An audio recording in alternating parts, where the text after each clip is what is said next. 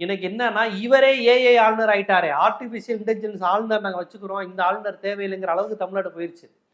கவர்னருங்கிற rubber stamp பதவிக்கு நாங்கள் ஒரு ஏஐ டெக்னாலஜி மூலமாக அந்த வேலையை நாங்கள் பார்த்துக்குறோம். உண்மையிலே ஏஐ இருந்தால் வேலை சீக்கிரம் நடக்குங்க.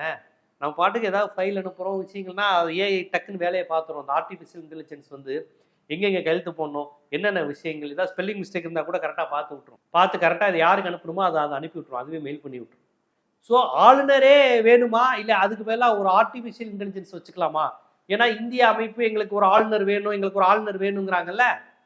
இந்த ஆளுநருங்கிற அமைப்பு வந்து பெரியார் வந்து பிரிட்டிஷ் காலத்திலேயே கேட்டார், எதுக்கு இந்த இரட்டையாட்சி, இது கண்காணி வேலையா, மக்களால் தேர்ந்தெடுக்கப்பட்ட அரச கண்காணி வேலை பார்க்குறாங்களா, வேவு பார்த்து சொல்கிறாங்களா அப்படின்னு அப்போதே கேட்டார். 1938 கேட்டார், இரட்டை ஆட்சியா சரணாகதி ஆட்சியா என்று.